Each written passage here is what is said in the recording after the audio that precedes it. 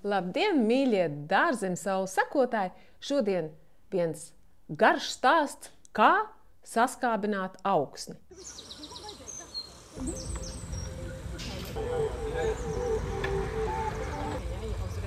Viņa gribēja pārstātīt.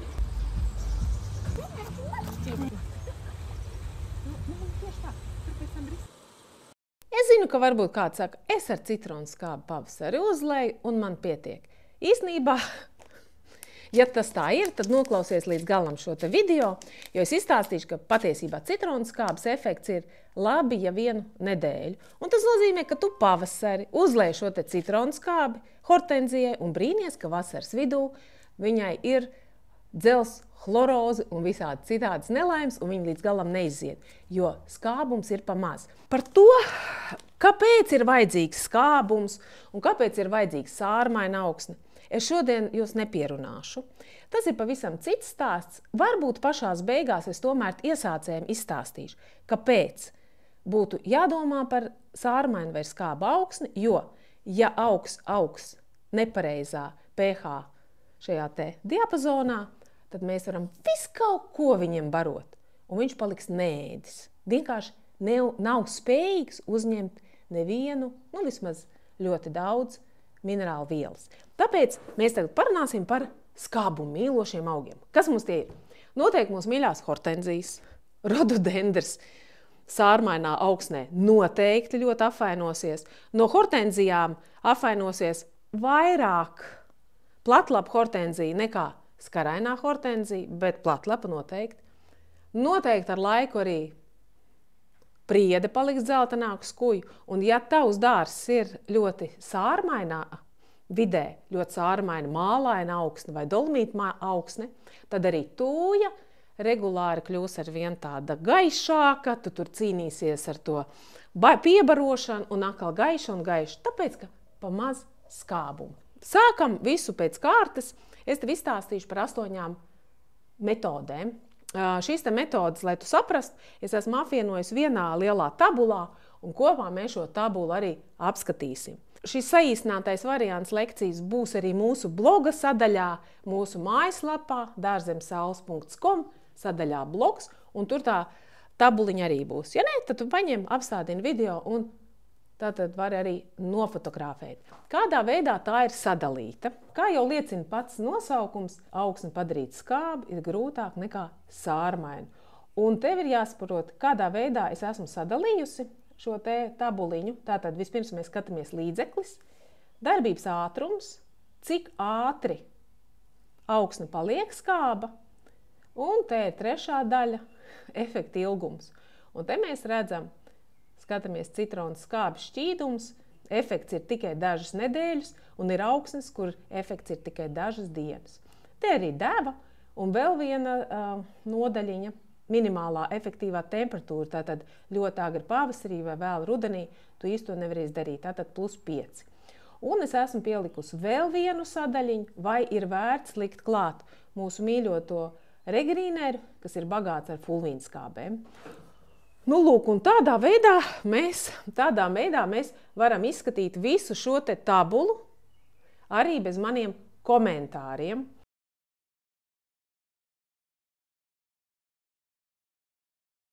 Tas, kurš negrib man klausīties tālāk, tagad var vienkārši skatīties to tabulu, un tu vari izsecināt, vai tava skābināšanas metode ir efektīva, cik tā ilgi darbojas, un vai tiešām vasaras vidū viss ir kārtībā. Un tie, kas vēl grib dzirdēt, ejam tālāk. Tātad paņemam par citronu skābi.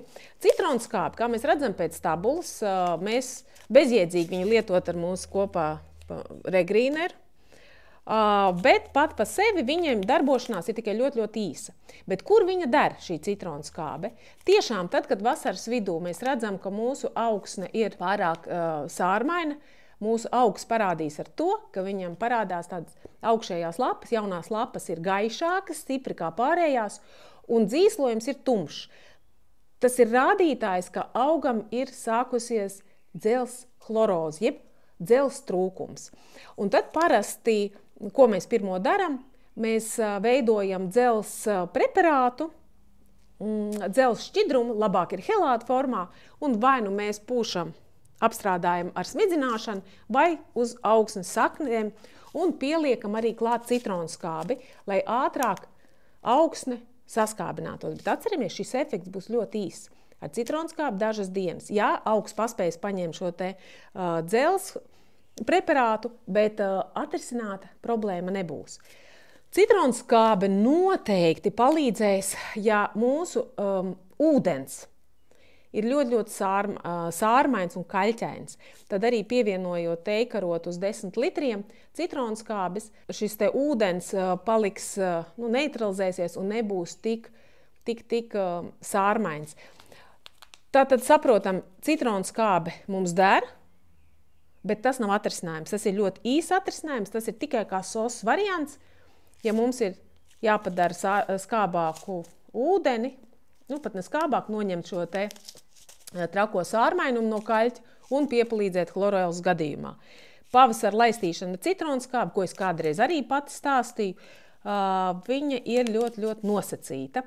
Pie šiem te ātriem, efektīgiem materiāliem tiek uzskatīts arī etiķis. Etiķis, jo sevišķi ābola etiķis. Te man ir tāds rozā, tāds ar garšiņu, ja tāds, tai garšiņai, protams, augam nav vajadzība. Un tieši tāpat pēc tabulas mēs skatāmies, darbības ātrums ātri, pat dažās stundās ir skāba augsne. Bet ilgtermiņā tas ir dažas nedēļas, labi, ja? Un ir augsnes, kurās ir tikai dažas dienas. Te ir arī mūsu deva, 100 ml uz 10 litru ūdens.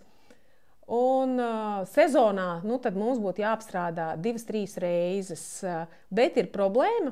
Ar šiem te līdzekļiem mēs iznīcinam arī mikrobioloģisko vidi, mēs nogalinam arī labās baktērijas ar šo te etiķi. Un tad ir jautājums, vai mums to vajag? Laikam ne visai. Ejam pie nākamās sadaļas. 3 dzelzs sulfāts, amonijas sulfāts un alumīnijas sulfāts. Visi man te nav uz vietas, ja? Mēs redzam, ka to darbības ātrums, ja mēs viņu lietojam, viņš uzreiz neiedarbojas, neviens, ne otrs, ne trešais.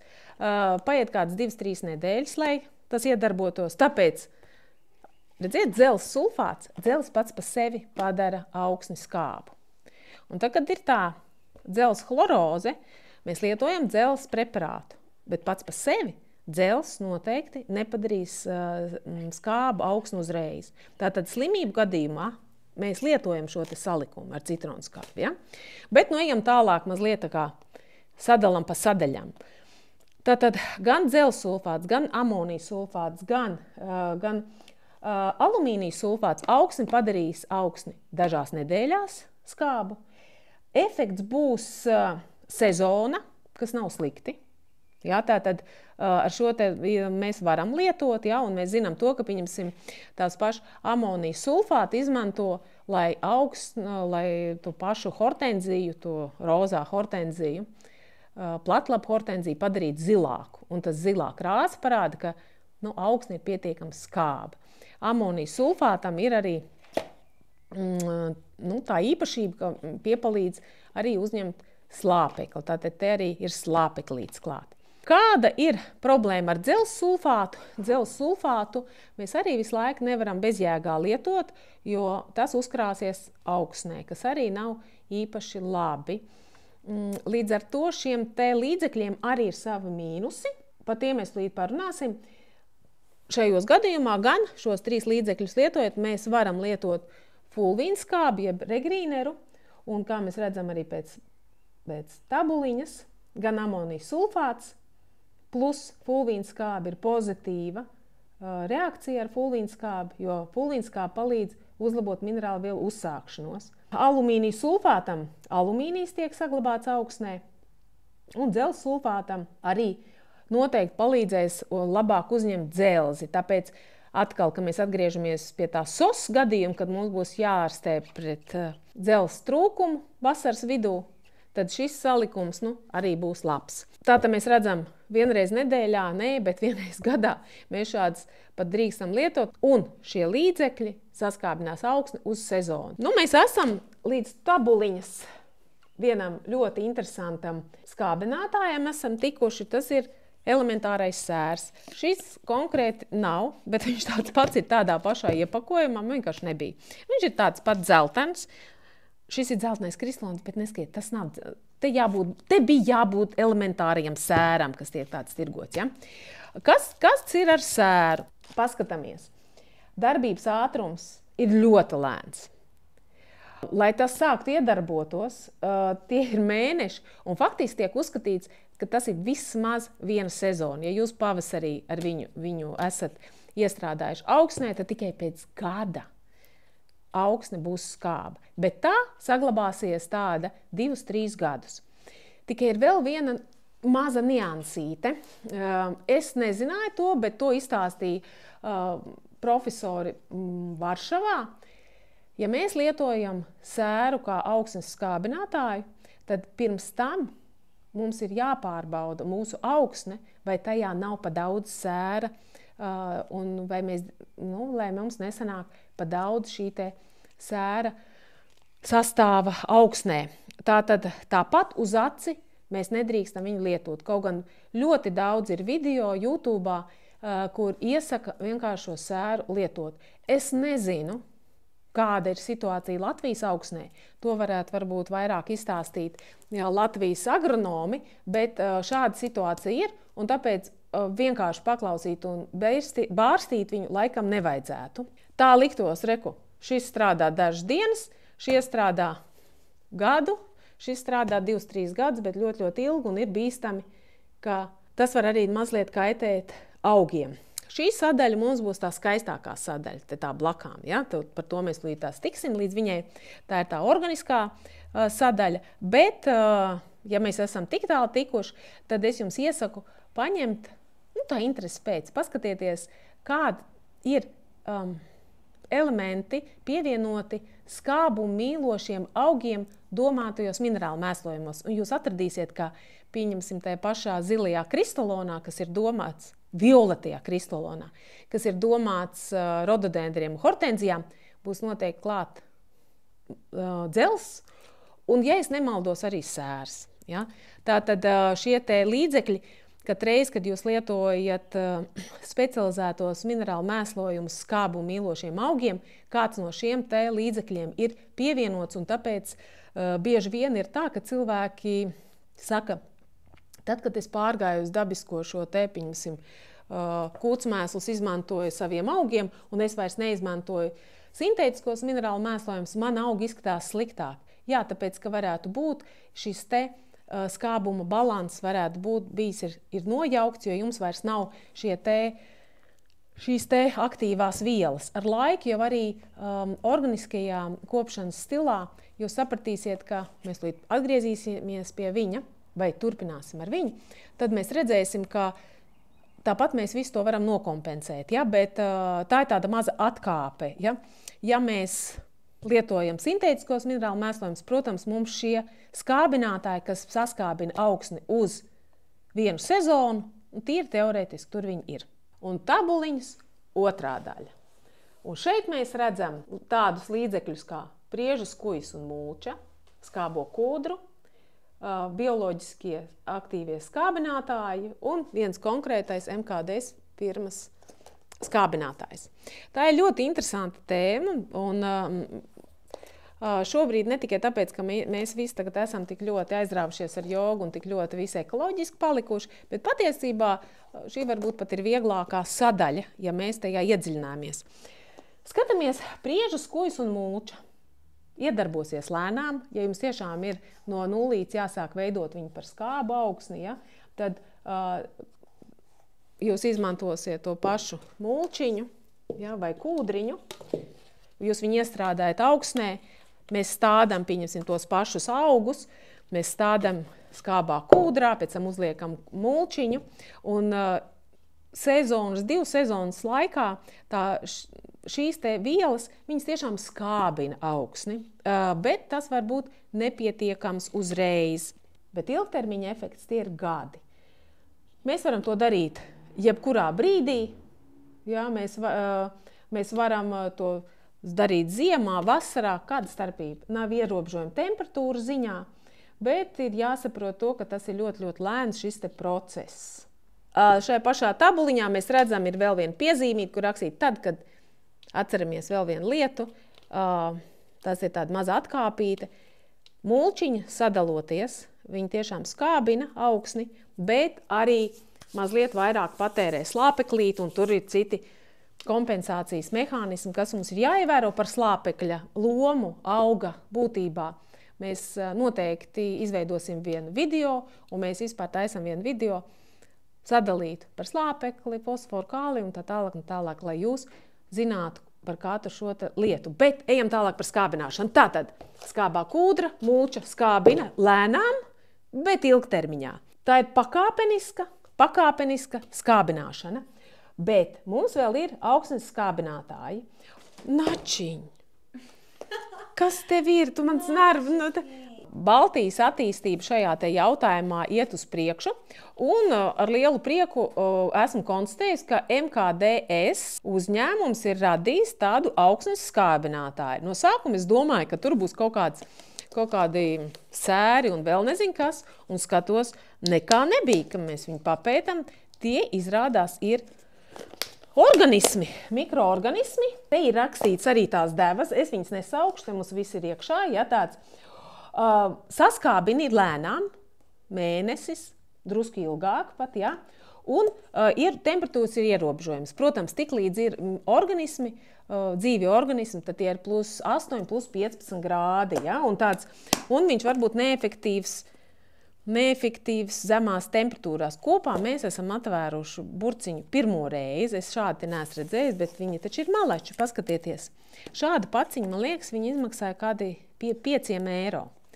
Šeit ir arī pH mērītājs ar visu instrukciju. Īstenībā var jau atrast tāds pH mērītājs, lai jūs zinātu, cik te jums ir skāba augsne ar visām šiem te lapiņām. Nu, ļoti smalki. Un ar visu mērtrauciņu. Tātad šeit ir mikroorganismi, kas lēnu garu, saliekot šo te visu kopā, saskābina augsnīti, bet ne uzreiz, lēnām. Es ieteiktu šajā gadījumā arī lietot tomēr fulvīnskābi, jo visi šie procesi būs daudz ātrāki, ja mums ir nesēja viela, kas ir fulvīnskābe. Un es nevaru nepieminēt vēl vienu mūsu mīļu sadarbības partneri, kurš ir kļuvis patiešām mūsu jau labi sadarbības partneri, Bioefektu, jo viņa darbošanās mums ir ļoti, ļoti saprotama un līdzīga. Un pirms ieraksta, ka reizes runāju par šiem te līdzekļiem, kas ir domāti skābai augsnē, jeb augiem, kuri mīl skābu augsni. Un Bioefektam ir tāds atsevišķi paciņas rododendriem, atsevišķi ir, ja es nemaldos, arī, protams, arī skujiņiem lielākos iepakojumos, un katrai priedē mēs dodam šādu te lielajai priedei līdzi vienu Bioefekta mikroorganismu skujiņiem. Kāpēc tieši skābumu mīlošiem? Šeit ir tādi mikroorganismi, kuri paši pa sevi viņi neskābina augsni, bet ja mums būs šajā te visā salikumā jau skābā kūdriņa, viss šis te, tad šie mikroorganismi palīdzēs uzturēt skābo vidi daudz ilgāk un stabilāk. Tas ir kā tāds stabilizators. Ja augsne pati pa sevi jau būs sārmaina, šie mikroorganismi nespējas noturēt šo skābumu, bet tie ir kā palīgi līdzekļi. Ļoti iesaku rododendrus kopā stādīt ar šo te Bioefektu līdzekli. Un, kā es teicu, noteikti kopā, lai tas viss ātrāk darbojās. Nu ko? Vēl viens nesaprotams moments parasti. Es zinu, ka no bērnības man vienmēr teica, ja lieto kūtsmēslus, tas nozīmē, ka augsne tiek padarīt sārmaināka. Jā un nē. Izrādās kūtsmēsli, ja tie ir svaigāki, tie tiešām ir sārmaināki, un sārmaināk noteikti būs vistu mēsli, bet jo kūtsmēsli ir vecāki un satrunējušāki, viņi vairāk saražo šīs te skābes, un viņi pat ir neitrāli un mazliet pat skābi. Un atceramies, ka kūtsmēslus un kompostus pat iesaka šajā skābināšanas procesā noteikti ietvert. Pieņemsim, kā tas notiek, kā mēs darām ar hortenzijām. Paņemam skābo kūdru, nedaudz kūtsmēslus vai kompostu. Kā liekas, tas taču atskābinās? Nē, tas stabilizē. mēs varam pielikt šādu te vēl mikroorganismus, kas palīdz skābināt šo te vidi. Tāpēc mikroorganismi, kas ir domāti skujiņiem, var likt arī hortenzijām un mazliet šo te klāt. Īstermiņš, sezona, bet ir mazliet bīstami ar pārdozēšanu un uzkrāšanos, un ilgtermiņa, bet lēnām. Protams, mēs to visu varam kombinēt, skaties tabulu, domā un izvēlies vēlamo variantu. Un atceries, ja tavam augam vasaras vidū parādās kādas pazīmes, jebkādas, kas liecina par slimību, tas nozīmē, ka vispirms varētu būt augs neuzņem barības vielas. Un tas sākas tādēļ, ka augs visdrīzāk aug neatbilstošā augsnes pH līmenī. Mēs šodien runājam par skābu augsni. Būs viens pavisam īss stāsts arī par to, kā augsni padarīt sārmaināku, kas ir ļoti aktuāli, varbūt Mārupei, Jelgavai, Plakanciemam, mūsu skābajiem reģioniem. Un atceries, ka dārzemsaules ir vairāk kā tikai dārzniecība, protams, arī padomu vieta, bet arī vieta, kurā tu var atpūsties. Mēs šobrīd esam mūsu kabrioletā, kas ir domāts izklaidēm, tavām ballītēm, pasākumiem, dzimšanas dienām. Šogad pat diezgan daudz ir kāzas pieteikušās, bet, ja tu atbrauc darba dienā, tu tāpat vienkārši atbrauc padzert kafiju. Ja te nav nekāds tusiņš, ir atvērta vieta, lai vienkārši tu pabūtu šeit kaut vai pastrādāt. Un vēl mums ir jaunums, tas mūsu dārznieka namiņš, atpūtas vieta, kur tu vari noīrēt romantiskiem mirkļiem vai kādam ārzem draugam, kurš atbrauc no tālienes, un viņš var izbaudīt rītus dārzniecības namiņā. Var arī atpūsties kublā, skaties, ja tev tas ir pieņemams, ja tev tas patīk, tad mēs tev gaidām dārzā zem saules.